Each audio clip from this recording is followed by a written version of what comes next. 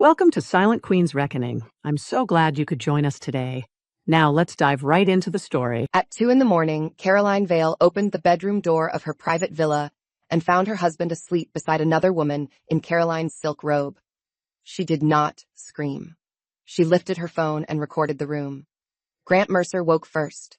His eyes moved from the camera to Caroline's suitcase, then to the woman against his chest.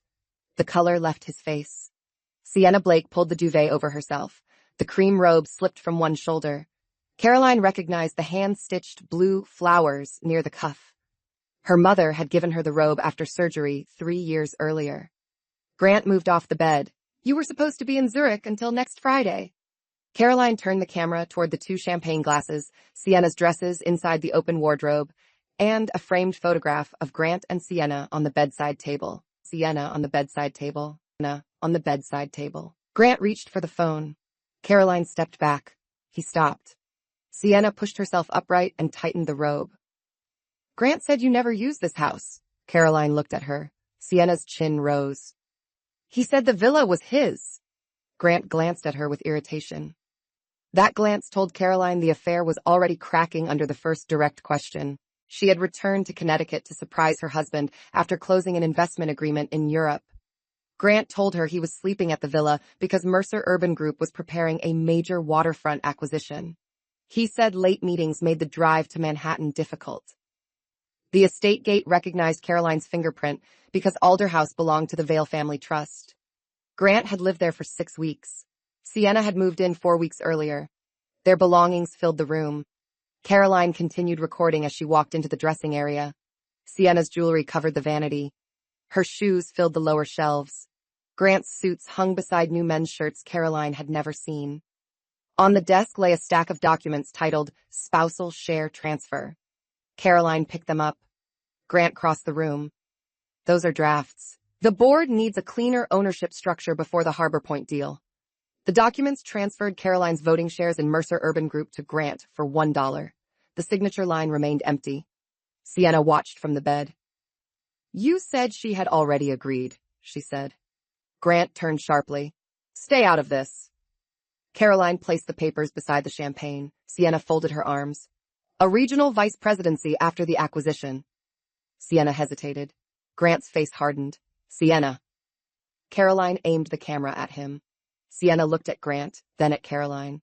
Confidence returned when she mistook Caroline's calm for weakness. "He said you were dependent on him.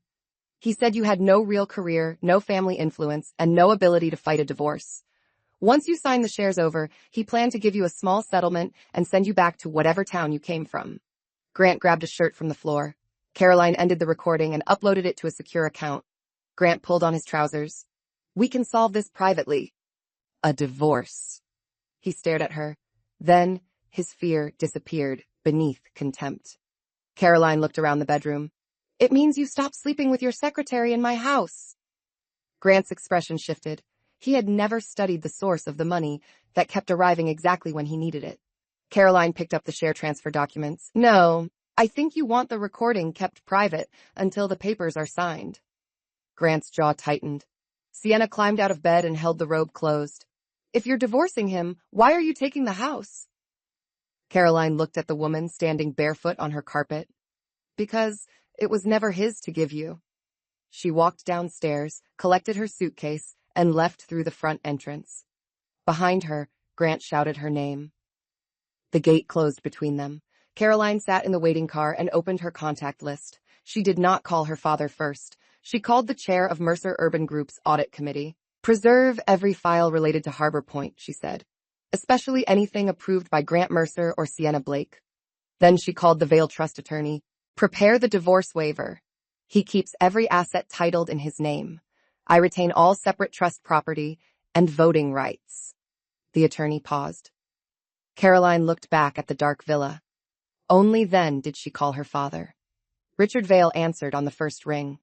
Behind his voice came the muted sound of an overseas boardroom, papers moving and people waiting for him to return. She had planned to sound calm. Instead, the first breath caught in her throat. The boardroom sounds stopped. Richard waited. He had warned her about Grant years earlier, but he did not use the moment to prove himself right. Caroline looked through the rear window. The villa lights still glowed above the trees. Grant was probably blaming Sienna. Sienna was probably demanding the house he had promised her. Both still believed Caroline would cry for a few days, accept a settlement, and disappear. "Destroy everything," she said. Richard's answer was immediate. That question steadied her. Her father would give her resources, but he would not turn pain into a reckless order. "Destroy every false privilege he built with our money. End the personal guarantees. Freeze any new capital that requires Vale approval. Preserve the employees, active construction, payroll, and legitimate clients. I don't want the company burned. I want every lie holding him above it removed." Richard spoke to someone beside him. A meeting was moved. A legal team was called. No dramatic promise followed. "You remain chair of the trust," he said. "The decision must be yours." "Then we begin with records. Nothing moves until the audit confirms it." Caroline closed her eyes for 1 second. "Come home when you're ready. Not because you need rescue, because this door is yours too." The call ended. By sunrise, the Vale Trust had paused 3 pending approvals linked to Grant. Not one employee payment stopped. Not one contractor lost a scheduled transfer. Only Grant's private expansion plan, Sienna's promotion package, and the Harbor Point Bridge request were held for review. Grant would later call it an attack. It was not. It was the first morning in years when Caroline stopped paying for the weapons pointed at her. Grant arrived at his lawyer's office at 8:40 the next morning. Caroline arrived at 8:55 in a red dress and a black coat. She had slept for 2 hours at a hotel, showered, and placed every piece of evidence into 3 separate archives. Grant stood when she entered. He looked from the red dress to her empty left hand. His attorney brought them into a conference room. Grant had prepared his own version. Caroline would waive the Manhattan apartment, company stock, investment accounts, vehicles, and any claim to future income. In return, he would give her $500,000. Caroline crossed out the payment. Grant leaned back. The attorney looked at Caroline. "Mrs. Mercer, the apartment and some accounts may qualify as marital property." Grant tapped the table. "I renovated that house." His attorney found the clause. Grant stopped tapping. Caroline continued. "My original Mercer Urban shares remain mine. They were transferred before marriage and listed in the agreement." Grant's eyes narrowed. He believed Caroline owned 3%, a ceremonial stake his late mentor had given her. He did not know that her shares carried enhanced voting rights tied to the Vale credit facility. Caroline signed. Grant signed after her. The agreement became binding once filed. Outside the law office, Grant followed her toward the elevators. Caroline pressed the elevator button. His face changed. "The executive residence agreement ended when you signed the divorce settlement. The trust attorney sent notice at 9:30. Grant checked his phone. 27 unread messages waited. One came from the estate manager. "Access privileges terminate at noon. Personal property will be inventoried and delivered to the Manhattan apartment." Sienna called before he finished reading. Grant answered. Her voice carried from the phone. The bedroom doors had locked automatically. Estate staff waited downstairs with packing boxes. Her fingerprint no longer opened the gate. Grant glared at Caroline. He went still. Caroline had found the payments during the night. "No, the estate staff are using the private service entrance. Your secretary invited the neighbors by screaming at security." The elevator arrived. Caroline entered. Grant blocked the door with one hand. Caroline looked at him. The doors closed on his hand before he pulled it back. At noon, Sienna left Alder House through the main gate because she refused the service exit. 2 photographers waited outside. She had called one of them herself, expecting to present a story about a cruel, abandoned wife. Instead, the cameras recorded estate staff loading her clothes into a hired van while the deed notice remained posted at the gate. Property owner, Vale Family Trust. Authorized resident, Caroline Valle. Resident, Caroline Valle. Grant watched the video from his office. For the first time, he searched the Vale Family Trust. The public results showed almost nothing. That reassured him. It should not have. Caroline returned to Alder House that afternoon. The staff had removed Grant and Sienna's belongings. Fresh linens covered the bed. The champagne glasses sat inside an evidence box. Caroline's robe had been sealed separately. She did not enter the bedroom immediately. The estate manager handed her an inventory. Sienna had used the house for company meetings, fashion shoots, and private client dinners. Grant had listed Alder House in Harbor Point documents as a Mercer executive property. He had offered the villa as collateral for a short-term bridge loan. The lender had not yet verified the deed. Caroline called the lender. The collateral disappeared from the application within an hour. Without Alder House, the Harbor Point loan fell $30 million short. Grant called. She opened the Harbor Point summary on her tablet. The acquisition price is inflated by 18%. Sienna's consulting company receives a $4 million placement fee. 2 environmental reports are missing. Which part should I understand first? Silence. Grant ended the call. Caroline walked through the villa. In the study, she found a locked drawer. The estate manager opened it under the inventory order. Inside were client lists, unsigned transfer forms, and a second phone. The phone belonged to Sienna. She had left it charging behind a stack of reports. Caroline did not open private messages. She handed it to the trust attorney for return and preservation under the company review. The visible lock screen notifications were enough. Grant, delete the Harbor Point fee schedule. Grant, she signed the divorce. We are clear. Grant, the Vale stake is too small to matter. Caroline photographed the notifications before the screen went dark. At 6, the Mercer Urban Board announced an emergency meeting for Friday. Grant objected. The enhanced voting shareholder had requested it. He called his CFO. The CFO said he needed to check. Grant demanded an answer. 20 minutes later, the CFO entered his office carrying the original capital agreement. The Vale Family Trust held 38% economic ownership through preferred shares and 52% voting control if the company breached debt or governance terms.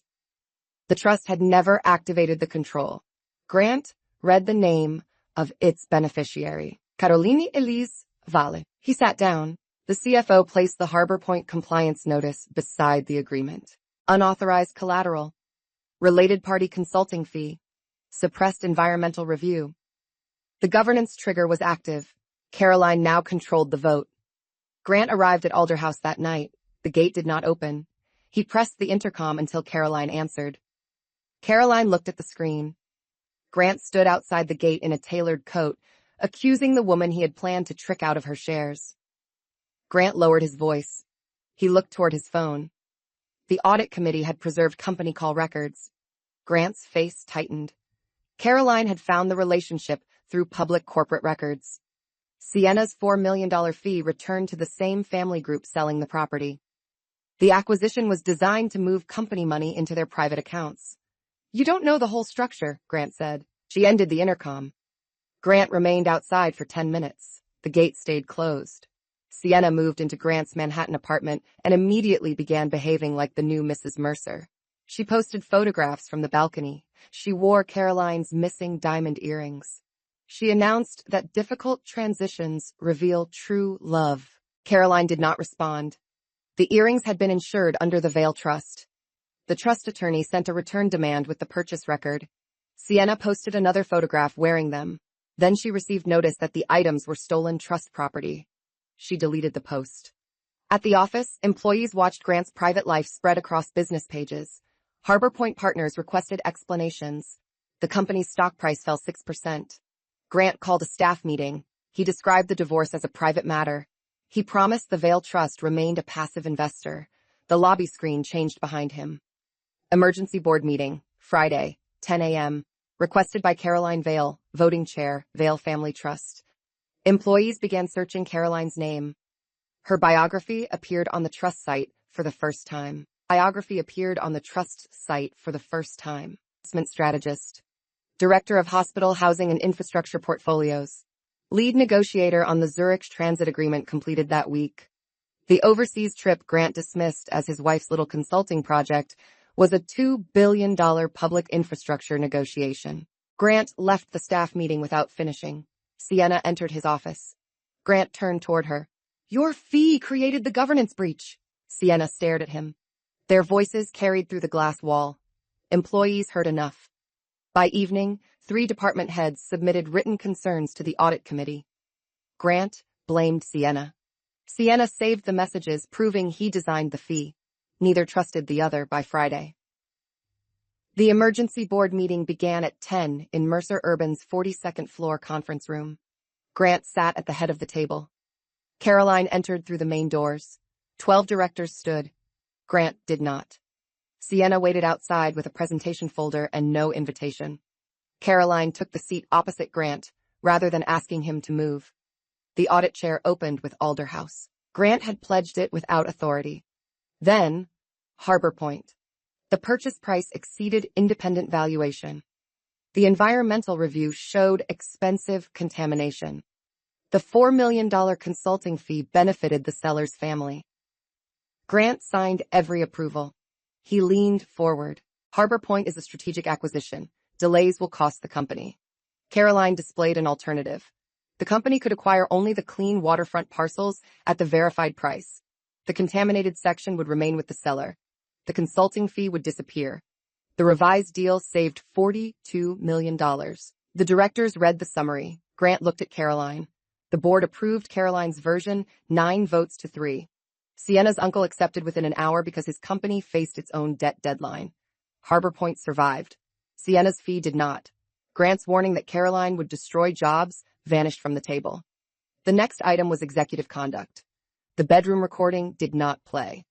Caroline submitted only the portion where Grant discussed taking her shares and promoting Sienna after the transfer. Both were company matters. Grant heard his own voice. Once she signs, the Vale stake is useless. Sienna's voice followed. Then I get the regional office and the villa. The room went silent. Grant said the conversation was private fantasy. The unsigned share transfer papers appeared. His attorney had drafted them. Sienna's promotion plan appeared. Grant had approved it. The fantasy had paperwork. The board voted to suspend Grant for 60 days pending review. Caroline abstained. He lost without her vote. Sienna attempted to enter the boardroom after the vote. Security stopped her. She shouted that Grant had promised her a promotion. The doors opened as directors exited. Every person heard. Grant stepped into the corridor. Sienna laughed. Grant saw cameras at the far end of the corridor. Employees had gathered near the elevators. She opened her folder and threw printed messages across the floor. One landed at Caroline's feet. Grant, after the transfer, I control everything. Another, the villa is Caroline's on paper. She will sign it over when I threaten the allowance. Another, you will be Mrs. Mercer before the year ends. Grant tried to collect them. Sienna stepped on his hand. Security separated them. Caroline picked up nothing. The audit team collected every page. Sienna looked at Caroline. The correction ended Sienna's attempt to become an innocent witness. Security escorted her out. Grant returned to his office to pack, but he did not leave quietly. Before noon, 3 directors loyal to the Mercer family filed an emergency objection to the suspension. Grant's lawyers argued that the Vale Trust had activated its voting rights through a marital dispute and that Caroline had secretly coordinated the audit to seize control. A judge issued a narrow temporary order preserving Grant's access until a hearing could determine whether the board vote had been properly noticed. Grant returned to the executive floor before sunset. His badge worked again, and he made sure every employee saw it. He removed the interim team from the CEO suite, locked the audit staff out of 2 financial systems, and sent a company-wide message describing himself as the victim of an attempted family takeover. The message never mentioned Alderhouse, Sienna's fee, or the forged collateral. It showed an old photograph of Grant beside his late father and warned that outsiders were trying to erase 3 generations of work. The attack worked. Several senior managers hesitated to support Caroline. 2 lenders paused their approvals until the court clarified control. Harbor Point's seller threatened to cancel the corrected agreement. Employees began asking whether payroll was safe. The stock price fell again, and financial television reduced the case to a simple fight between a betrayed wife and a famous CEO. Sienna struck at the same time. She released a shortened piece of Caroline's bedroom recording. The edited clip began with Caroline holding a phone over the bed and ended before the share transfer papers appeared. Sienna presented herself as a frightened employee secretly filmed by a billionaire heiress. She claimed Caroline had known about the affair for months and had returned to the villa only to manufacture a public reason for removing Grant. The clip spread faster than the correction. Reporters waited outside Alderhouse. Protesters appeared at the gate with signs accusing Caroline of abusing wealth to punish another woman. Sienna gave one polished interview in a dark suit, describing Grant as controlling and Caroline as even more powerful. She admitted the affair only after making herself look trapped between two families. Caroline's first attempt to answer failed. The estate housekeeper had seen Sienna living at Alder House and had found the share transfer drafts days before Caroline returned, but she withdrew her statement hours before the court hearing. Grant's private investigator had visited her brother's small contracting firm and reminded him that Mercer Urban controlled most of its work. The housekeeper feared her family would lose everything. Without that witness, Grant's lawyers persuaded the judge to extend the temporary order for 7 days. Grant celebrated by entering the Mercer Club with Sienna on his arm. Their alliance had repaired itself because both needed Caroline defeated. Sienna wore a new ring, and Grant allowed photographers to capture it. They wanted the city to believe the affair had become a legitimate partnership while the wife hid behind gates and lawyers. Grant then used the company credit line as a weapon. A covenant allowed the serving CEO to request a protective hold during a control dispute. He froze discretionary spending, including legal costs for the audit committee and part of the Harbor Point Reserve. Contractor payments remained technically available, but only through his approval. He expected delayed invoices to create anger against Caroline's board challenge. For 3 days, his plan succeeded. Construction crews reduced shifts. A supplier stopped deliveries. The interim chief operating officer considered resigning after Grant threatened to sue her personally. One independent director changed his position and supported a settlement that would return Grant to full control in exchange for canceling Sienna's promotion and repaying a small portion of the expenses. Richard Vale offered to inject enough money to break the freeze, but Caroline refused an immediate rescue.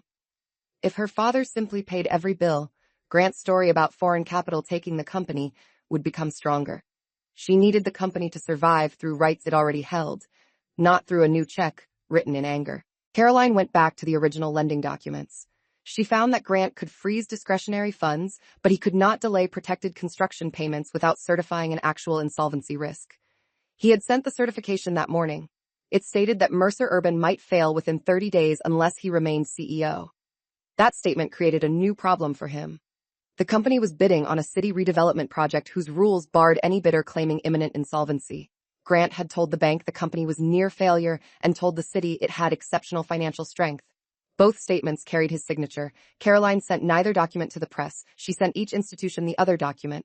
The city requested an explanation.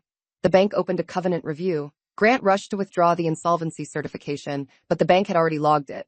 His protective hold ended because he refused to confirm the company was actually at risk. Contractor payments resumed before the first payroll deadline. Grant still controlled the office, and Sienna still controlled the public story. They shifted again. Sienna contacted the Harbor Point seller through her uncle and offered a private guarantee if the seller abandoned Caroline's corrected deal. Grant promised to restore the original inflated price once the court returned permanent control. The seller accepted and announced that negotiations with Mercer Urban had failed. The announcement hit during a live investor call. Grant entered the call uninvited and blamed Caroline's inexperience. He declared that her interference had destroyed the largest project in company history. For several minutes, the investors believed him. Then the seller's finance director contacted Caroline privately. Sienna's uncle had promised a guarantee using Alder House. The document included a copy of the same false authorization already under review. Grant and Sienna were trying to pledge Caroline's villa a second time, even after the deed had been shown to the board. Caroline asked the finance director to join the investor call. He appeared on the screen and confirmed the guarantee had failed. He also confirmed that the seller would accept Caroline's clean parcel proposal if Mercer Urban provided a valid deposit before midnight. Grant had frozen the deposit account and believed Caroline could not move the money. What he had forgotten was that the project reserve belonged to a joint venture, not the operating account. The chief operating officer retained authority to release it under the corrected board resolution. She did so while Grant watched. The deposit arrived at 11:47. Harbor Point returned under Caroline's terms. The inflated fee disappeared, Sienna's uncle lost the contaminated land sale, and the construction schedule resumed. Investors who had listened to Grant predict disaster watched the deal close 13 minutes before his deadline. Sienna responded by releasing more messages, but this time she made a mistake. One screenshot showed Grant asking her to move the cheap environmental report out of the board folder. Another showed Sienna agreeing in exchange for the regional vice presidency. She deleted the images within minutes. Hundreds of people had already saved them. The court hearing resumed the next morning. Caroline brought the full recording, the unedited estate footage, the lender contradiction, the failed second pledge of Alder House, and Sienna's deleted screenshot. The housekeeper also returned. Caroline had moved her brother's contracts into an independently reviewed supplier pool, removing Grant's power to threaten the family. The witness no longer needed bravery that could cost everyone around her.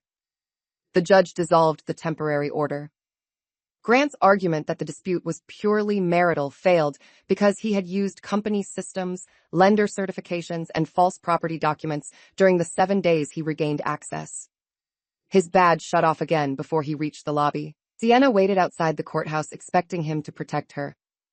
Grant walked past without looking at her. He had already instructed his lawyers to describe her as the source of the false guarantee. She learned about it from a reporter holding the filed statement. For the first time, both opponents understood that Caroline's revenge would not be one dramatic order from her father. They had enough money, lawyers, directors, lenders, media contacts, and private evidence to fight. They could delay her, embarrass her, and force her to defend every step. They could not make the same false document become true. The company did not collapse after Grant's second suspension. The chief operating officer took temporary control. Harbor Point closed under the corrected terms. The lenders restored the bridge facility after Alder House was removed. Employees received a message confirming no layoffs. Grant watched the announcements from his apartment. Sienna no longer lived there. She had moved to a hotel and sent him a demand for $2 million in promised compensation. Grant refused. She threatened to release every message. He called Caroline. Caroline stood in the Alder House study while estate workers removed the false executive property plaques. He ended the call. That afternoon, Sienna sent the audit committee a copy of the Harbor Point messages and expense records. She requested immunity from termination. The company rejected immunity. It offered credit for cooperation. Sienna accepted. Her evidence revealed an apartment, luxury travel, jewelry, and consulting payments charged through Mercer Urban. Grant had approved all of them. The amount reached $1.8 million. Sienna had also billed personal expenses without his knowledge. The total exceeded another $600,000. Both became responsible for repayment. Grant's mother, Eleanor Mercer, arrived at Alder House on Sunday. She wore a pearl suit and brought 2 lawyers. The gate admitted her as a scheduled visitor. Caroline met her in the front sitting room. Eleanor placed the divorce agreement on the table. Caroline placed the deed beside it. Vale Family Trust. Purchased 6 years before marriage. Eleanor read the date. Eleanor's mouth tightened. One lawyer touched Eleanor's arm, advising silence without words. She ignored him. His father sold control to the Vale Trust during the recession. Eleanor knew. Her eyes confirmed it. Grant did not. His father had hidden the rescue to preserve his pride and prepared Grant to lead without telling him the family no longer controlled the vote. Eleanor stood. The answer unsettled Eleanor more than revenge. She left without another threat. Grant returned after his 60-day suspension for the final board review. He prepared a presentation showing revenue growth under his leadership. He listed towers built, contracts won, and awards received. Caroline presented the other half. Debt hidden through short-term loans, client rebates used to inflate revenue, executive expenses charged to projects, environmental risks suppressed, qualified managers removed after questioning Sienna. Grant defended each decision as aggressive leadership. The board asked about the forged collateral statement for Alder House. He blamed a junior attorney. The attorney produced Grant's instruction. Use the residence. Caroline signs whatever I put in front of her. Grant blamed Sienna for the consulting fee. Sienna produced his approval. Grant blamed the CFO for the loans. The CFO produced warnings Grant ignored. Every shield returned as evidence. The board voted. Grant was removed as CEO. He retained his personal shares but lost executive control. The result was 10-2. Caroline again abstained. Grant looked around the table. The chief operating officer closed the vote file. Grant left without collecting his presentation. Mercer Urban appointed an interim CEO and announced an open search. Caroline declined the position. She had no interest in replacing Grant at the center of his old stage. She chaired the trust, approved governance changes, and returned daily operations to executives who had earned them. The first change opened an independent employee reporting office. The second required disclosure of executive relationships. The third banned personal homes from company collateral without verified ownership. The fourth recovered Sienna's false expenses. The diamond earrings returned through her attorney. Caroline sold them and used the money to reimburse assistants forced to pay for Sienna's personal errands. Alder House underwent a full inventory. The master bedroom became a guest suite. The study became Caroline's investment office. The room where Grant kept transfer papers became a records library. She did not burn the bed or smash the furniture. She changed who controlled the doors. Grant tried to rebuild. He formed Mercer Strategic Partners and contacted former clients. He offered lower fees and claimed Caroline's trust had seized a family company through marital revenge. 3 clients agreed to meetings. Then they requested proof he owned the project data he presented. He did not. Mercer Urban sent cease and desist notices limited to company materials. Grant could operate, but he could not take designs, contacts, or confidential bids. His first deal failed. His second investor withdrew after seeing the audit. His third partner was Sienna's uncle. They revived the contaminated portion of Harbor Point under a new company. The environmental cost exceeded their budget within 1 month. Grant asked Mercer Urban to buy the property. Caroline rejected the inflated offer. The city later purchased a portion for a public park at half the price. Grant's new company carried the remaining debt. No one had tricked him. He signed the deal with full information because he needed a public victory. Sienna launched a public interview. She called herself a young employee manipulated by a powerful CEO. She admitted the affair but denied knowing Caroline owned the villa or controlled the trust.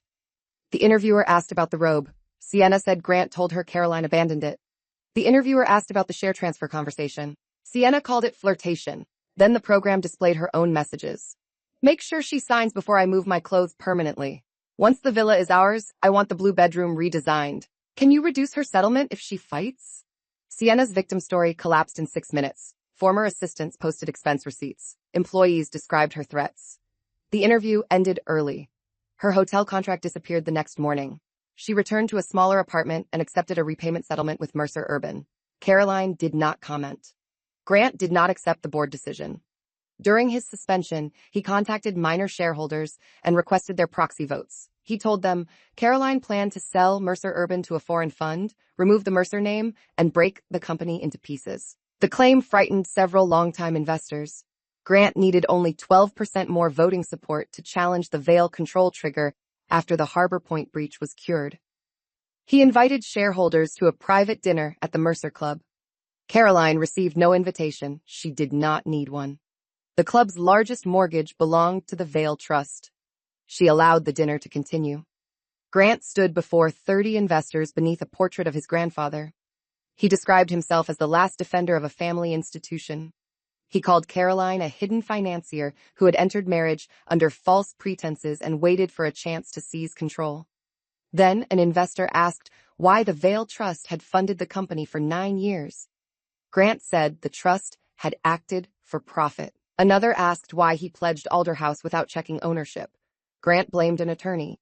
A third asked about Sienna's $4 million fee. Grant called it an industry payment. The questions continued. By dessert, his speech had become a defense. Caroline sent each shareholder the same secure packet at 8:30, the original capital agreement, the Harbor Point valuation, the related party disclosure, the board vote taken without Caroline's participation. No insults, no bedroom video, only company records. 7 investors withdrew their proxies before leaving the club.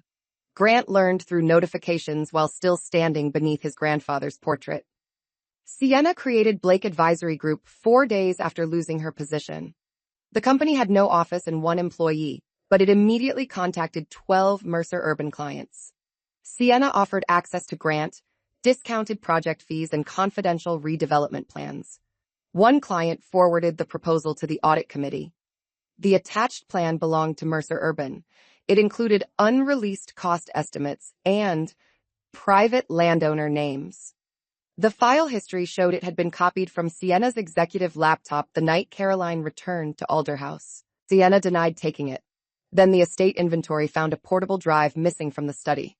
The drive's serial number appeared in the company access log. Caroline sent a preservation notice. Sienna responded on social media.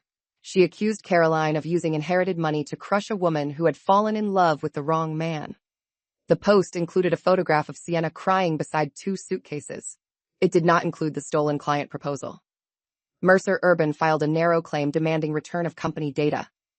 It did not ask the court to stop Sienna from working or speaking. At the first hearing, Sienna's attorney argued that Grant gave her permission to use the files. Grant's written statement denied it. Sienna read his denial across the courtroom. Her face changed. He had promised to protect her. Under legal pressure, he protected himself. The judge ordered the drive returned and prohibited use of the copied plans. Blake Advisory lost its first clients. Sienna returned the drive with half the files deleted. The forensic report recovered the directory names. One folder was called CV Transfer. Another was called New Mrs. Mercer. A third contained photographs of Alder house rooms with renovation notes. Blue bedroom for future nursery. Caroline's study becomes Sienna's dressing room. Remove veil portraits after closing. Sienna had planned the villa as if Caroline had already disappeared. The most important folder contained audio from Grant's private meetings. Sienna had recorded him for protection. In one file, Grant discussed using Caroline's monthly allowance to pressure her into signing the shares. In another, he told Sienna the Vale Trust was a weak family office with no appetite for conflict. In a third, he admitted hiding the environmental report because the Harbor Point seller threatened to expose the affair.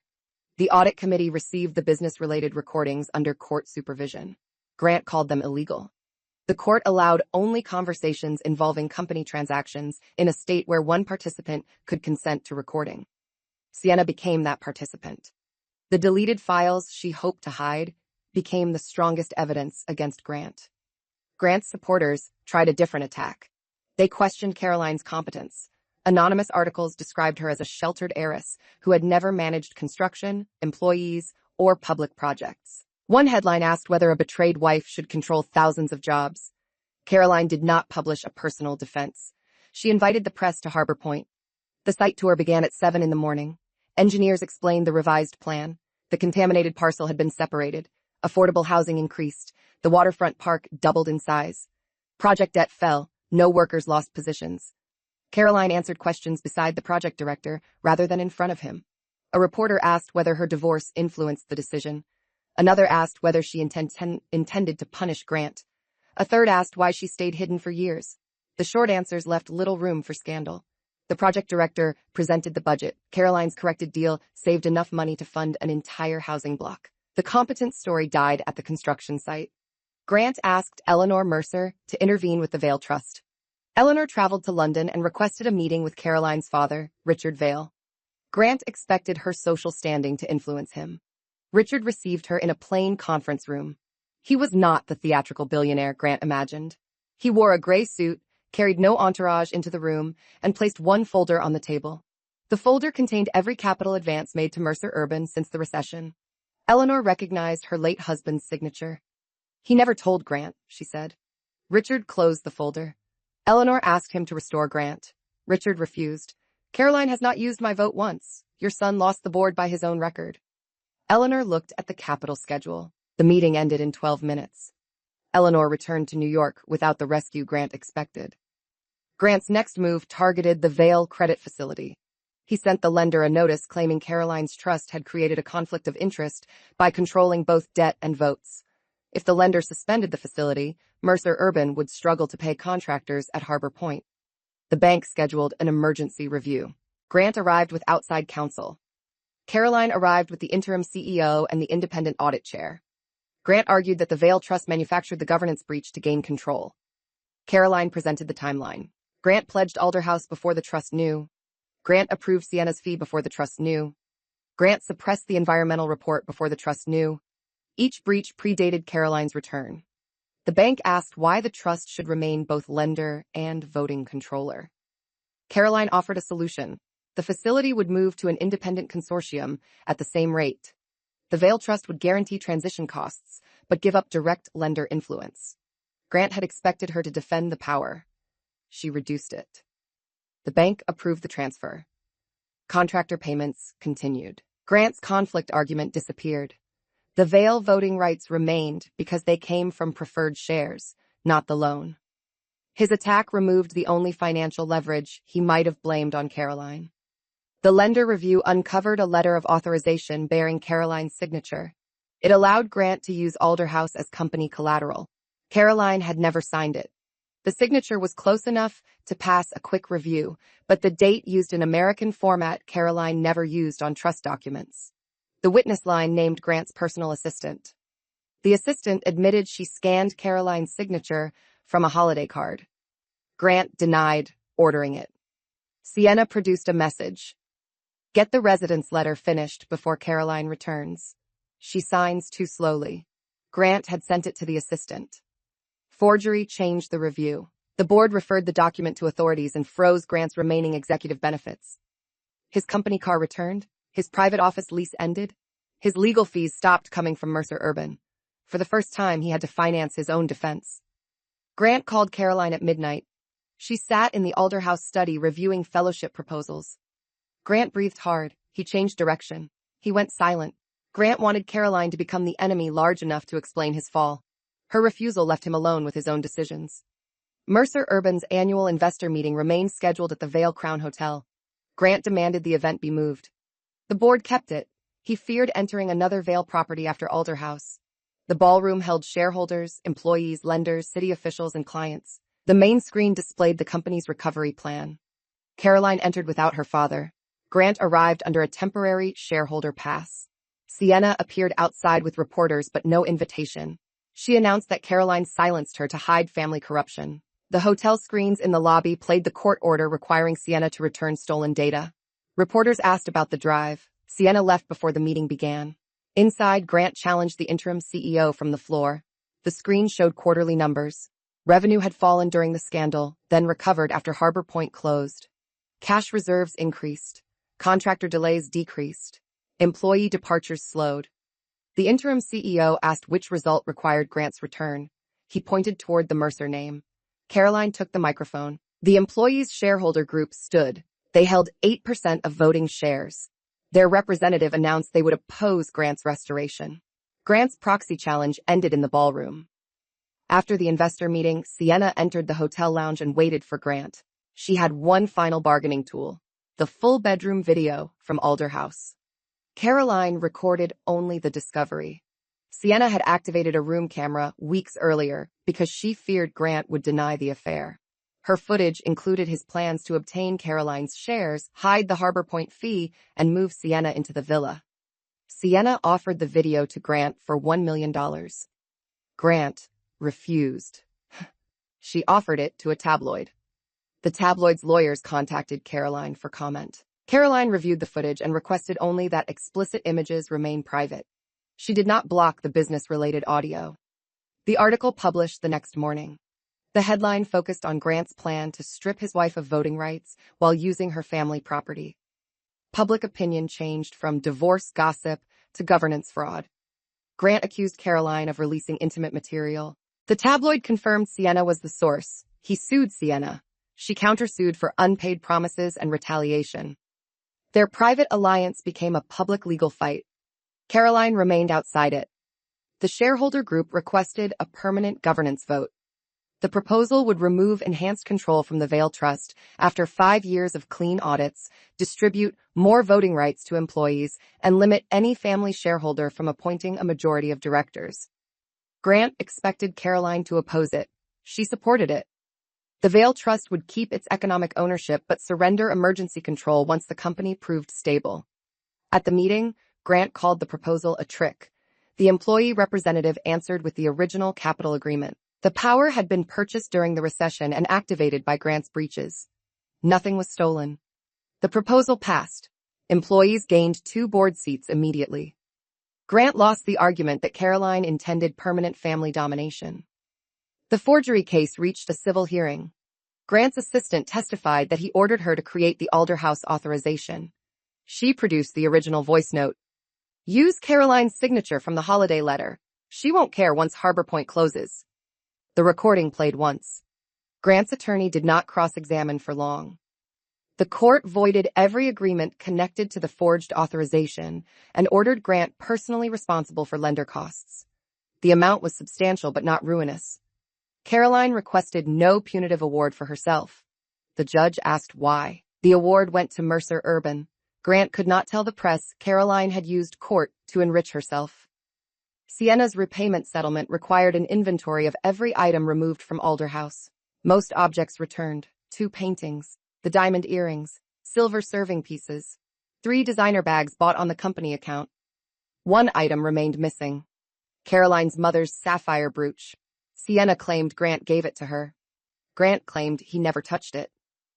Photographs from a private dinner showed Eleanor Mercer wearing the brooch 1 month after Caroline's wedding. Eleanor said she believed it was a gift from her son. The brooch had moved from Caroline's dressing room to Grant, then to Eleanor, then to Sienna for the Alder House dinner. 3 people treated one woman's property as a family supply. Eleanor returned it personally. She placed the box on Caroline's desk. The conversation ended there. Caroline restored the brooch and wore it to the next hospital board meeting. Not as a victory over Sienna, as something returned to its correct history. Grant's personal finances began to tighten. He still owned shares, but the board suspended dividends until the expense and forgery claims were resolved. His new development company carried Harbor Point debt. Legal costs increased. He sold the Manhattan apartment. Sienna filed a claim for belongings left inside. Eleanor refused to let him move into her townhouse. "You brought this to every door," she told him. Grant rented a smaller apartment and continued searching for investors. He approached Richard Vail directly through a formal proposal. The project was a legitimate warehouse redevelopment. The numbers were reasonable. Grant expected rejection because of personal history. Richard's team reviewed it like any other proposal. They declined because projected rent did not support the debt. Grant asked whether Caroline influenced the answer. The analyst showed him the figures. No revenge, only a bad deal. The ordinary rejection hurt more than a dramatic one. The final Mercer Urban shareholder vote took place 6 months after Caroline returned from Zurich. The board nominated the chief operating officer, Elena Park, as permanent CEO. Grant nominated himself. He presented his growth record. Elena presented the recovery record. Harbor Point closed, improper expenses recovered, employee retention restored, debt refinanced, client data secured. Grant asked shareholders to choose legacy. Elena asked them to choose results. The vote appeared on the screen. Elena received 79%. Grant received 11%. The remaining votes abstained. Caroline's enhanced block was not counted because she had voluntarily suspended it for the election. Grant lost under ordinary voting rights. He removed his name card and left. No one stopped him. The divorce settlement became final after all company claims were separated from the marriage. Grant kept the property and accounts titled in his name, reduced by his personal liabilities. Caroline retained Alder House, trust assets, and her shares. Neither received property from the other. The agreement Grant once celebrated remained exactly as written. He had demanded that Caroline walk away with nothing of his. He had never understood how little of her life belonged to him. The court stamped the decree. Caroline removed the Mercer surname from her legal records. Her company biography read Caroline Vail. Nothing more was needed. The independent audit continued after Grant lost the election. Most problems were already known. Then auditors found a group of construction invoices from 3 years earlier. The vendors had different names but shared one mailing address. Each payment fell just below the threshold requiring board approval. The address belonged to a mailbox rented by Sienna. The total reached $12 million. Grant said the vendors performed consulting work. Project managers had never heard of them. Sienna said she processed invoices under Grant's instructions. The audit team followed the money. Some paid for legitimate subcontractors. Some covered executive travel and private renovations. $2 million moved into a reserve account controlled by Grant. The account funded his new development company after suspension. Grant had used Mercer Urban money to prepare a competitor. The board referred the findings to regulators. Grant's new company accounts were frozen pending review. Grant blamed Sienna publicly. He released a statement calling her a dishonest employee who exploited his trust and falsified invoices. He said their personal relationship impaired his judgment but did not make him responsible for her theft. Sienna read the statement from a hotel room. Then she opened the archive she had kept since the affair began. She sent the audit team every approval message. Grant selected vendor names. Grant divided the invoice amounts. Grant instructed her to use Harbor Point budgets. Grant transferred the reserve money. Sienna had participated, but she had not designed the system. Her cooperation did not erase her liability. It prevented Grant from placing all of it on her. Regulators interviewed both. Grant arrived with 3 attorneys. Sienna arrived with 1 and a stack of printed messages. The investigation widened. Mercer Urban disclosed the audit to shareholders before rumors could shape it. Alina Park held a public call. She explained that suspicious payments were isolated, contractor wages remained protected, and the company had created a reserve for any repayment. Caroline spoke for less than 2 minutes. The individuals responsible will answer. Employees and current projects will not carry their private conduct. The share price fell for 1 day. Then it stabilized. Grant had expected scandal to force the board to restore him as the only person capable of calming investors. The opposite happened. Transparent disclosure removed his leverage. Sienna requested protection for one final piece of evidence. She had a recording from the night Caroline returned. After Caroline left Alder House, Grant called the CFO and ordered him to accelerate the share transfer filing. He planned to submit it once Caroline signed the divorce papers, using the separation waiver as proof she intended to surrender company interests. The CFO refused. Grant threatened to fire him. The CFO saved his own copy of the call. Together, the recordings showed an attempted misuse of the divorce agreement. Grant had not simply discussed taking Caroline's shares in bed. He tried to create a filing path that same night. The trust attorney had blocked it before submission. The regulator added attempted securities fraud to the review. Grant appeared at a legislative hearing on corporate governance. The hearing was not criminal court. It examined how family-controlled companies used preferred shares, private lenders, and executive relationships. Grant tried to present himself as a founder displaced by hidden capital. Caroline appeared after him. She brought the original agreement signed by Grant's father. The terms were simple. The Vail Trust provided rescue capital. Mercer leadership remained in place. Emergency voting control activated only after serious breaches. The committee asked whether Caroline had planned to activate it through marriage. He knew the trust existed. He did not ask who chaired it. The answer ended the attempt to portray the marriage as a trap. Eleanor Mercer watched the hearing from her townhouse. Grant's testimony blamed his father for hiding the Vail agreement and his mother for encouraging him to protect the family name at any cost. Eleanor turned off the television. The next morning, she delivered family records to the audit committee. They showed that Grant's father had warned him about executive expenses before his death. Grant had received a letter explaining that leadership depended on maintaining the trust's governance standards. Grant claimed he never saw it. Eleanor had signed the delivery receipt. She admitted placing the letter in his desk herself. Grant had read it. He simply believed the emergency rights would never be used. Grant called his mother. Grant said nothing. Eleanor continued. Caroline did not take the company from you. You treated every warning as weakness. She ended the call. It was the first time she publicly chose truth over the Mercer image. The audit found no evidence that Caroline had benefited personally from the emergency control. Her trust received the same dividend rate as before. She took no executive salary. She purchased no company assets. She approved the employee voting plan that would eventually reduce her own control. Grant's claim of marital revenge lost its final support. Regulators closed the inquiry into the Vail Trust. The inquiry into Grant remained open. Grant attempted to settle. He offered to return the reserve account, surrender half his shares, and accept a 5-year ban from executive management if regulators dropped the fraud referral. Mercer Urban could not control the regulators' decision. The board accepted repayment but made no promise about charges. Grant transferred the remaining reserve. The company used it to pay subcontractors whose invoices had been delayed during the audit. The money returned to the projects it came from.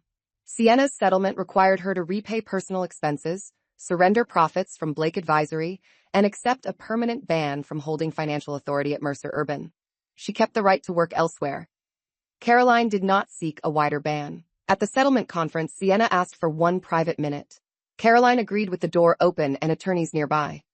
I thought if Grant gave me your house, your jewelry, and your position, it meant I had won. Caroline waited. Sienna looked down. The honest word did not repair anything, but it stopped another excuse. The robe is being cleaned, Sienna said. That had already happened. The meeting ended. Grant's criminal case focused on the forged authorization and reserve transfers. He pleaded not guilty. At trial, the assistant played the voice note ordering Caroline's signature copied. The CFO described refusing the post-divorce filing. Sienna identified the invoice system. Grant's attorney argued that aggressive business shortcuts had been misread as fraud. The prosecutor placed the Alderhouse deed, false authorization, share transfer draft, and reserve payments in order. The pattern was clear. Grant treated property, signatures, and funds as available whenever the true owner was unlikely to object quickly. The jury convicted him on the forgery-related charge and misuse of company funds.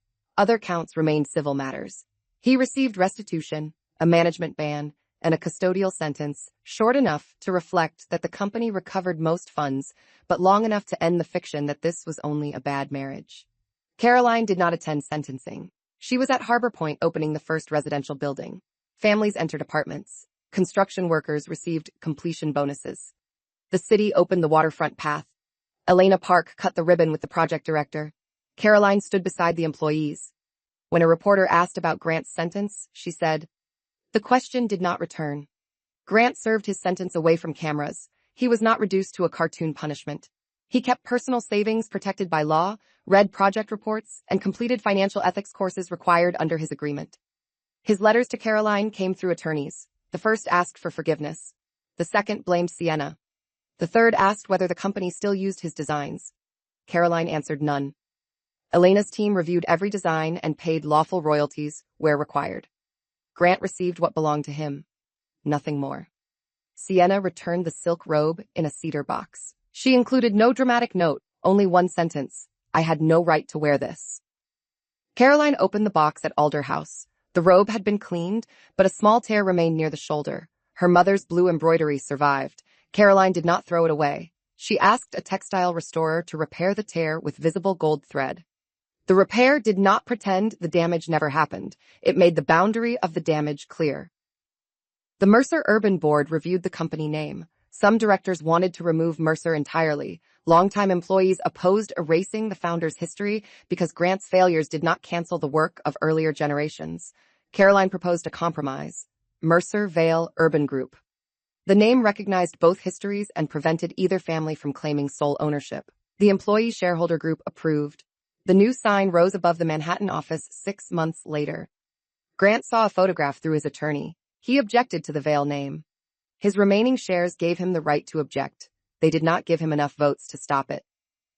The first annual report under the new name listed every major shareholder, loan, related party contract, and executive relationship. No hidden family office, no secret secretary arrangement, no personal residence described as corporate property. The report became longer. It also became easier to trust. Investors approved it with 96% support. Caroline returned to Zurich for another negotiation. This time, her biography identified her clearly as chair of the Vale Trust and a director of Mercer Vale Urban Group. She did not hide. After the agreement closed, she flew home one day early. The memory of her last early return followed her from the airport to Connecticut. At Alderhouse, the gate opened. Fellowship residents were holding a project workshop in the library. No locked bedroom waited upstairs. No man had assumed the house would remain available because Caroline was away. She placed her suitcase near the stairs and joined the meeting. One fellow was preparing to leave a business partnership after discovering that her co-founder had used her name on a loan. She asked Caroline whether walking away meant losing. Caroline looked at the documents. Walking away from the person and walking away from your rights are different decisions. They found an attorney and preserved the fellow's ownership before she resigned. Caroline did not advise her to surrender everything for a dramatic exit. She had learned that a clean break required accurate boundaries, not self-erasure. The fellowship created a legal and financial clinic inside Alderhouse. Participants learned how to read deeds, shareholder agreements, guarantees, expense reports, and employment contracts. The lessons were practical. Whose name is on the property? Who can move the money? What happens after separation? Where is consent recorded? The study where Grant once kept transfer papers became the clinic classroom. His failed plan taught other women how not to sign blindly. Eleanor visited the fellowship opening. She had not entered Alderhouse since returning the sapphire brooch. The house no longer resembled the private stage Grant and Sienna created. Desks filled the blue room. Whiteboards covered the study walls. Women moved between sessions carrying folders. Eleanor stopped beneath a Vale family portrait. Caroline looked toward the classroom. Eleanor donated a collection of Mercer Company archives to the program. The records showed earlier women in the Mercer family who had managed finances while men held public titles. Their names entered the company history for the first time. After Grant's release, he requested one meeting with the Mercer Vale board. His management ban remained active, but he still owned non-controlling shares and could address annual meetings. He entered the ballroom through the shareholder line. No private elevator, no executive escort. Grant asked whether the board would buy his shares. The independent valuation arrived on the screen. The company offered the same price available to every shareholder. Grant had expected either punishment or a premium for the family name. He received neither. He accepted. The employee ownership plan purchased half. The Vale Trust purchased none. The remaining shares went to market. Grant's financial connection to the company ended through an ordinary transaction. Outside the meeting, Grant saw Caroline near the hotel entrance. They had not spoken in more than 2 years. He carried no box and made no public scene. "I sold the shares," he said. Caroline did not ask why. Grant looked toward the waiting cars. Grant lowered his eyes. He waited as if the admission might open a door. It did not. They walked in opposite directions. Caroline returned to Alderhouse that evening. The repaired robe hung inside the cedar wardrobe. Gold thread marked the tear near the shoulder. She wore it while making tea in the kitchen. The fabric felt familiar again, not untouched, restored. In the library, fellowship residents practiced presentations for investors. One woman stood at the front explaining a housing proposal. Others challenged her costs and assumptions. Caroline listened from the doorway. The villa once held a man telling his mistress that Caroline would never survive without him. Now it held women learning exactly how to survive without anyone's permission. Mercer Vale's 5-year clean audit period ended. Under the governance charter, the Vale Trust's enhanced voting control expired automatically. Employee shares increased. Independent directors gained the majority. Caroline signed the release. She could have amended the rules and kept control. She did not. The power had completed its purpose. At the next annual meeting, no single person controlled the company. Not Grant, not Caroline, not either family. The structure became stronger than the names. On the 6th anniversary of the night she returned early, Caroline landed at JFK after midnight. She carried one suitcase. A car drove her to Connecticut. The roads were quiet. At Alder House, the gate recognized her fingerprint. Lights remained on in the study because a fellow was finishing a funding application. Caroline entered through the front door. The woman looked up. Caroline smiled. No fear entered the room. No lie waited upstairs. An early return was simply an early return.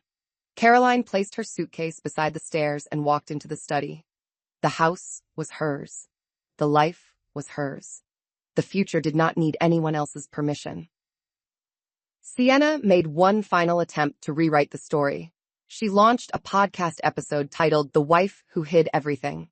She described Caroline as a billionaire investor who pretended to be ordinary, entered marriage under false circumstances, and used an affair as an excuse to capture a company. The episode avoided the villa deed, forged authorization, copied client files, and consulting fee. It focused on Caroline's hidden identity. For one day, the story gained attention. Commentators asked whether Grant had been tested unfairly. Caroline released no personal video. The Vale Trust published a dated disclosure form from before the marriage. Grant had signed acknowledgement that Caroline held separate trust interests and private investments. The form did not reveal amounts because it did not need to. He knew she had independent assets.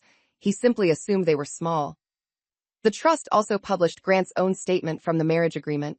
Neither party relies on the other's representation of social status or future inheritance. Sienna removed the episode. The platform kept the correction. Former Alderhouse staff submitted expense records from Grant's private dinners. He had charged Mercer Urban for wine, catering, security, and transportation while describing the events as client meetings. Some clients attended, others did not exist. Sienna had used several dinners for birthday parties and fashion photographs. The total reached $300,000. Grant's earlier restitution agreement covered company misuse, but the villa staff had never received overtime for the late events. Caroline reviewed their timesheets. The estate trust paid the workers immediately and added the amount to Grant and Sienna's repayment claim. Every staff member received full overtime plus interest. The housekeeper who found Sienna's first suitcase had resigned after Grant accused her of gossip. Caroline invited her back as estate operations manager. She accepted. The first rule she posted in the staff office was simple. No resident may punish staff for reporting unauthorized guests. One of Grant's private dinners had hosted a city planning official before Harbor Point approval. The official received a luxury watch purchased through Sienna's consulting account. Grant denied knowing about the gift. Sienna produced the seating plan and a message asking her to keep the official happy. The official resigned and returned the watch. The city reopened the original approval. Because Caroline's revised Harbor Point plan had already removed the contaminated parcel and reduced density, the project met every current rule. No permit was canceled. Grant's improper dinner failed to damage the corrected project. The returned watch sold at auction. Proceeds funded the waterfront public playground. The playground opened beside Harbor Point in spring. Children ran across climbing frames shaped like bridges and towers. Parents sat beneath young trees. Construction workers brought their families. Caroline attended without a speaking role. The city planner who replaced the resigned official thanked the project team, not the investors. A small plaque near the entrance listed public funding sources and the recovered ethics settlement. No person received naming rights. The place existed because improper money had been redirected into public use. The Alderhouse Clinic received its first urgent case. A fellow named Rachel discovered that her husband had placed their home into a new company and listed himself as sole owner. He told her the transfer was routine tax planning and asked her to sign a consent page without reading it. Rachel brought the papers to the clinic. The consent waived her occupancy rights. Caroline's attorney preserved the original deed and stopped the filing. Rachel did not need to become secretly wealthy or destroy a corporation. She needed someone to read the document before her signature became a weapon. The case changed the fellowship curriculum. Every participant completed a property and guarantee review. The clinic discovered 3 more hidden guarantees among participants. One woman had guaranteed her partner's business debt. Another had signed away intellectual property. A third believed she co-owned a restaurant that existed only in her partner's company name. Attorneys corrected what could be corrected and documented what could not. Caroline watched the sessions from the back. Her own share transfer papers remained sealed in the program archive as a teaching example, with private names removed. The page Grant expected her to sign now taught others where to stop reading and ask questions. Richard Vale began reducing his daily role at the family trust. He did not announce retirement. He simply moved more decisions to Caroline's committee and spent longer periods with her mother. At the first annual meeting Caroline led alone, several senior investors expected Richard to enter at the last moment. He did not. Caroline presented infrastructure returns, hospital budgets, housing investments, and risk controls. She answered every question. The committee approved the plan. Afterward, Richard called. He laughed. Caroline had once hidden her work to protect a marriage. Now, no one introduced her through a husband or father. Grant published a short business memoir after his management ban ended. The book described ambition, collapse, and rebuilding. He admitted the affair and poor controls, but claimed the Vale takeover destroyed a company that could have recovered. Mercer Vale released no attack. The company's audited numbers appeared in the annual report. Revenue higher than before, debt lower, employee ownership larger. Harbor Point completed. The company had recovered. It simply recovered without Grant. His memoir sold modestly. Reviewers praised the early business chapters and questioned his refusal to accept the record. Caroline did not read it. Sienna wrote no memoir. She completed her repayment plan and began working for a small event supplier. Her role carried no spending authority. She performed well enough to remain employed. One day, the supplier applied to provide furniture for an Alderhouse Fellowship dinner. The procurement system flagged Sienna's name. Caroline did not reject the bid automatically. Independent reviewers compared price, quality, and references. The supplier ranked second. Another company won. Sienna received the same fair process as everyone else. No revenge. No favor. Only the rules she once believed could be bent. Eleanor Mercer asked Caroline to join a small family history committee. The Mercer archives praised male founders, while women appeared mainly in wedding photographs. Financial journals showed that Grant's grandmother negotiated loans during 2 recessions. His aunt managed construction payroll. His mother preserved investor relationships after his father's illness. Their work had been hidden behind the Mercer name. Caroline agreed to help correct the archive. The new company museum opened with documents rather than portraits alone. One display showed the Vale Rescue Capital. Another showed employee pension investments. A third explained the governance failure under Grant. The history became less flattering. It also became true. At the museum opening, a reporter asked Eleanor whether Caroline had ruined the Mercer legacy. Eleanor looked toward the display about her mother-in-law's recession loan. Grant heard the quote later. He did not respond.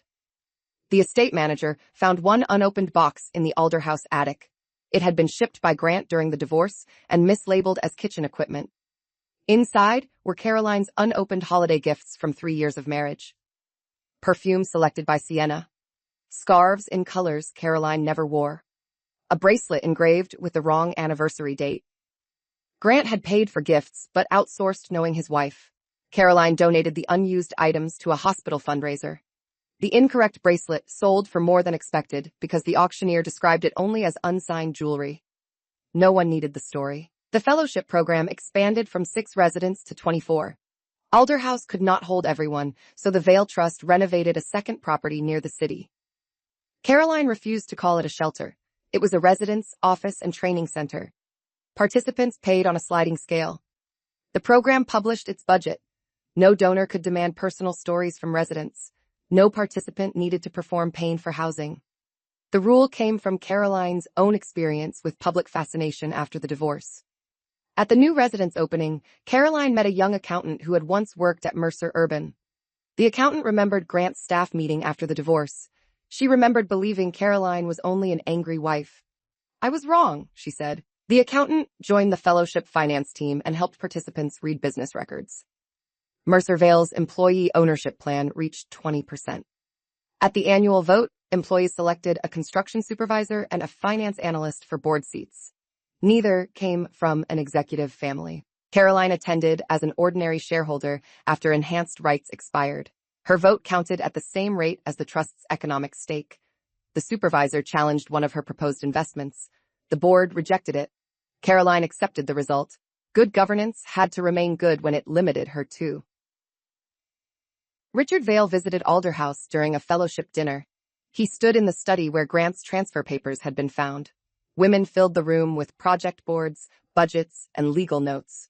"You could have turned this place into a museum of revenge," he said. He handed Caroline a key. It opened the original Vale archive in London. She placed the key beside her own. No dramatic ceremony followed. The dinner bell rang. They joined the table. The Vale archive contained the first loan Richard made to Mercer Urban. Grant's father had written a private note.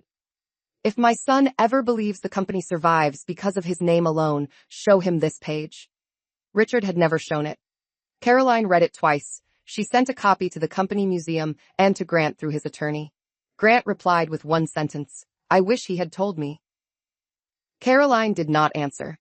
His father had left warnings. Grant had ignored the living people who repeated them. Grant later built a smaller project management firm.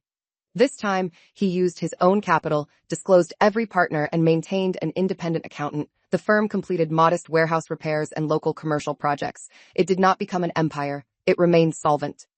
Caroline heard about it through annual conflict checks. The firm never bid on Mercer Vale work. That distance was appropriate. His life continuing did not reduce her victory. Her victory had never required his permanent destruction. Sienna returned the final payment 1 month early. Her attorney sent confirmation to Mercer Vale and Alder House staff. The company closed its claim. The estate closed its claim. Caroline signed the release. Sienna no longer owed her money. She still owned her history. Those were different things. Caroline's mother visited Alder House and opened the cedar wardrobe.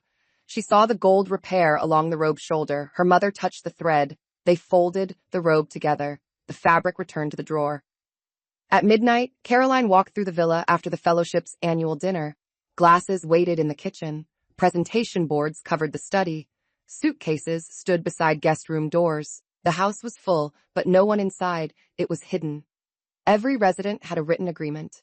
Every room had a named purpose. Every person knew who owned what and how long she could stay. Clarity did not make the house cold.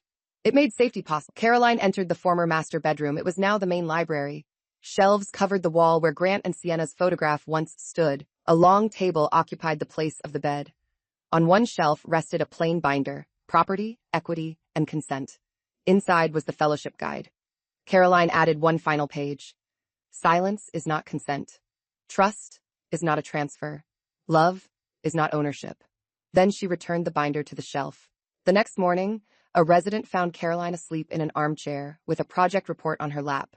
She left a cup of coffee beside her. Caroline woke to sunlight across the library floor. For a second, she remembered the old bedroom. Then someone began typing at the long table.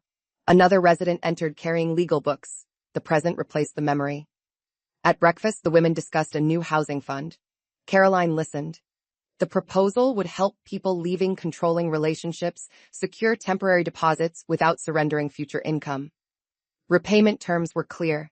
No stories were required for approval.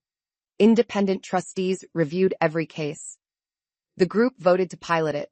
Alder House provided the first capital. The villa Grant tried to use as collateral now helped other people keep control of their own homes.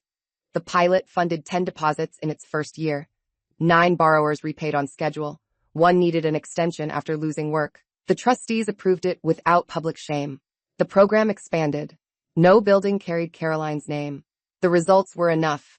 On the 10th anniversary of Richard's first investment in Mercer Urban, the company held a history forum. Grant was invited as a former CEO. Caroline was invited as trust chair. Both attended. They sat on opposite sides of the stage. The moderator asked what saved the company during its hardest period. Grant answered first.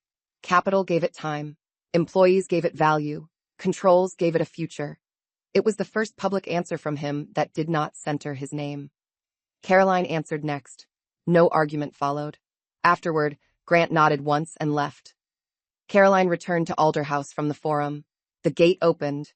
Inside, a new resident waited in the foyer with a suitcase and frightened eyes. The estate manager handed her a room agreement, program schedule, and key. No one asked her to explain everything that night. Caroline carried one side of the suitcase upstairs. The woman apologized for its weight. They placed it inside the blue room. The door closed softly. Years earlier, Grant had told Sienna that Caroline would not last a day without him. He was wrong about the woman. He was also wrong about survival. Survival was not a billionaire father, a controlling share block, or a villa deed. Those gave Caroline tools. The choice to use them without becoming cruel was hers.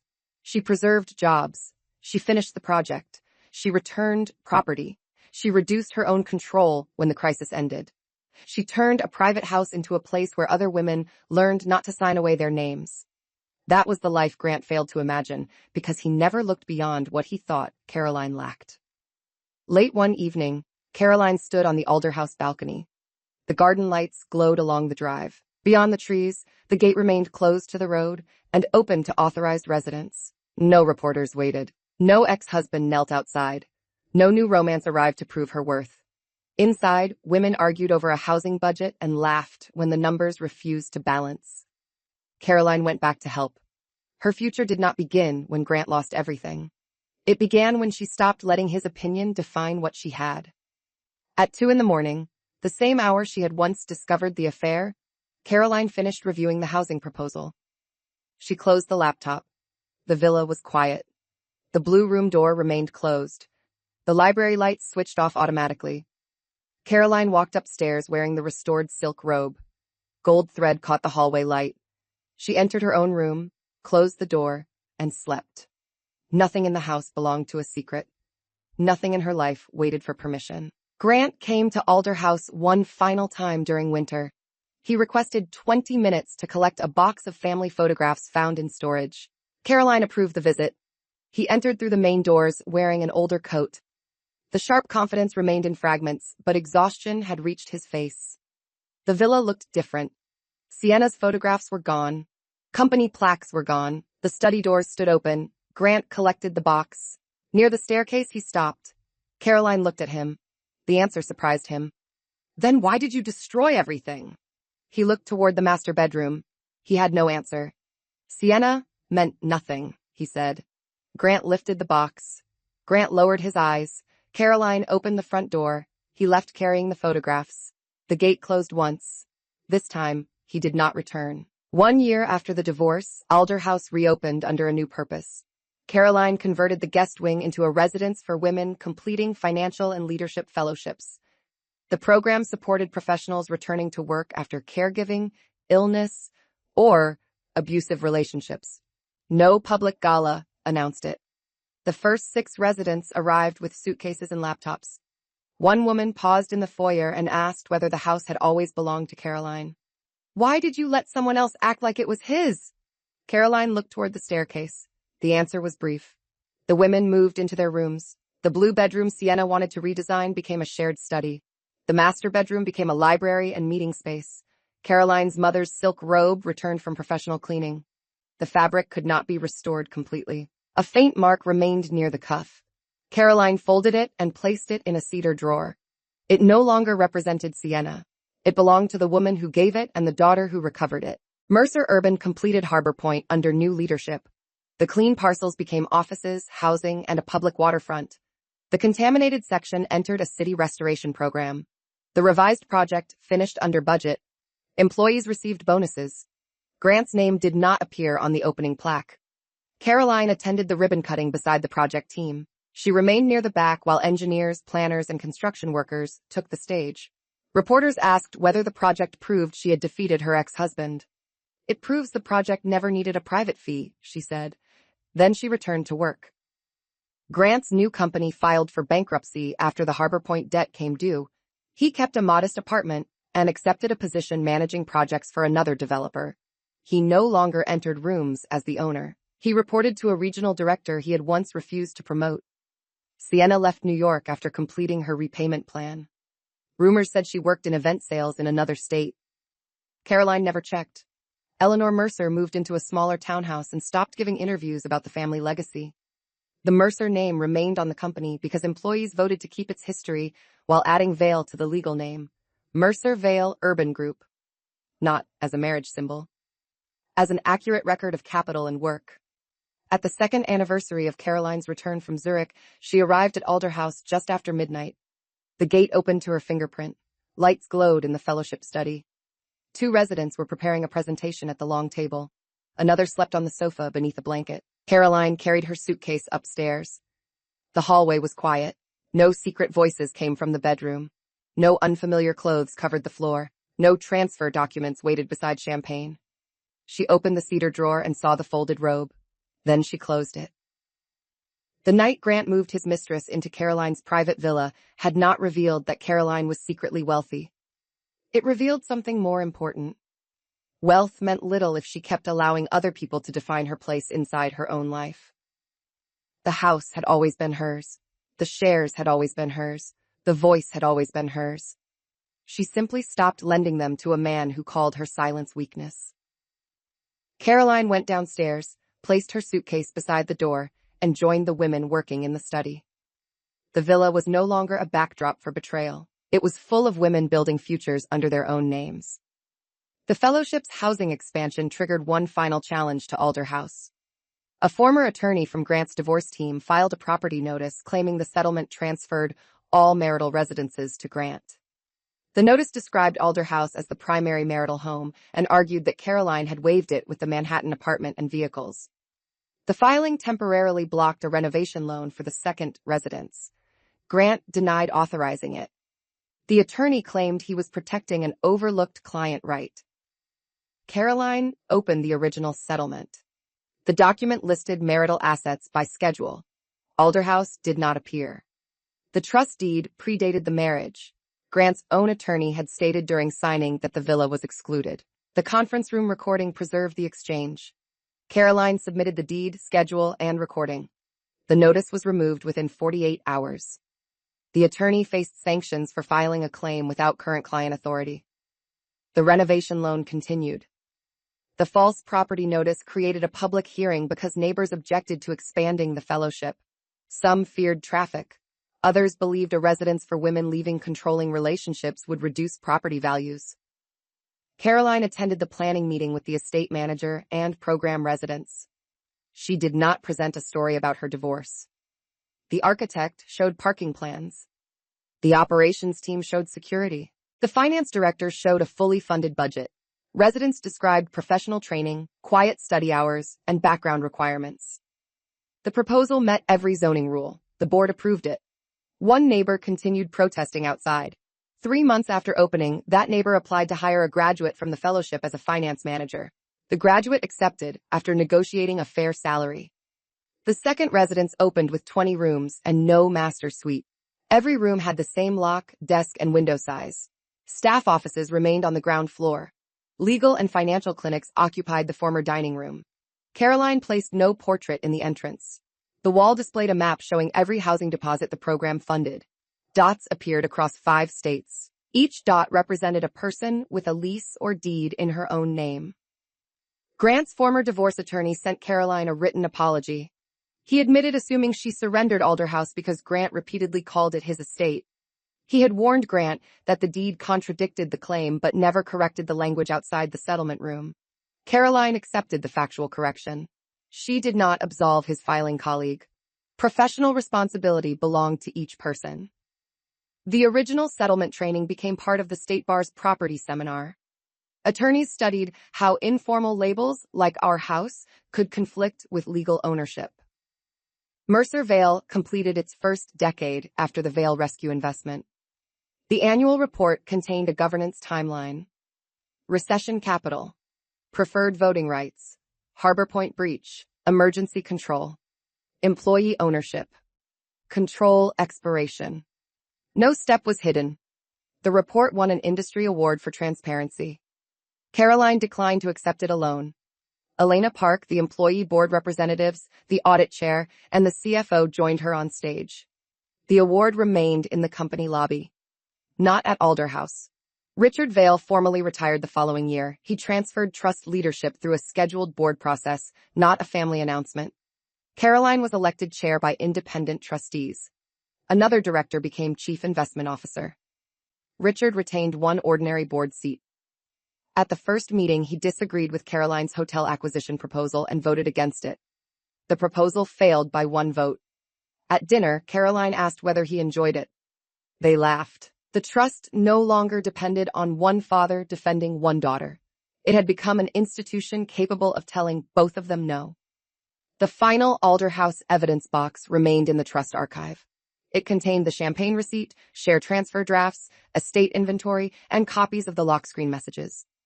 Caroline reviewed it once before authorizing closure. The original robe did not belong there. The sapphire brooch did not belong there. The house key did not belong there. Those had returned to life rather than evidence. She signed the archive date. The box moved to sealed storage with a destruction schedule after all legal retention periods ended. Even evidence did not need to occupy space forever. On the final night before the archive closed, Caroline walked through Alderhouse. The library held a property workshop. The blue room held a resident preparing for an interview. The kitchen held 3 women arguing over burnt soup. The estate manager passed with a maintenance list. Nothing in the villa resembled the still bedroom Caroline had recorded years earlier. That scene had been loud in memory because it once appeared to explain everything. It no longer did. Grant's betrayal explained his character. It did not explain Caroline's future. At midnight, the soup was finally edible. The residents gathered around the kitchen table. Caroline joined them in the repaired robe, its gold seam visible beneath the light. No one asked why the robe had been repaired. They discussed interviews, leases, investors, and a broken printer. The ordinary conversation carried more life than every public downfall that came before it. Caroline looked toward the dark windows. Years earlier, she left the villa believing she had lost a marriage. She had actually recovered the right to decide what happened inside every room that belonged to her. The next morning, the gate opened for a delivery van carrying desks for the second residence. The driver presented the correct order. Staff confirmed the number. The doors opened. Clear permission. Accurate records. No borrowed name. No secret promise. Caroline watched from the study window as the desks entered. The systems were simple because ownership no longer depended on silence. At the program's annual dinner, a new resident asked Caroline what happened to the man who once lived in the villa.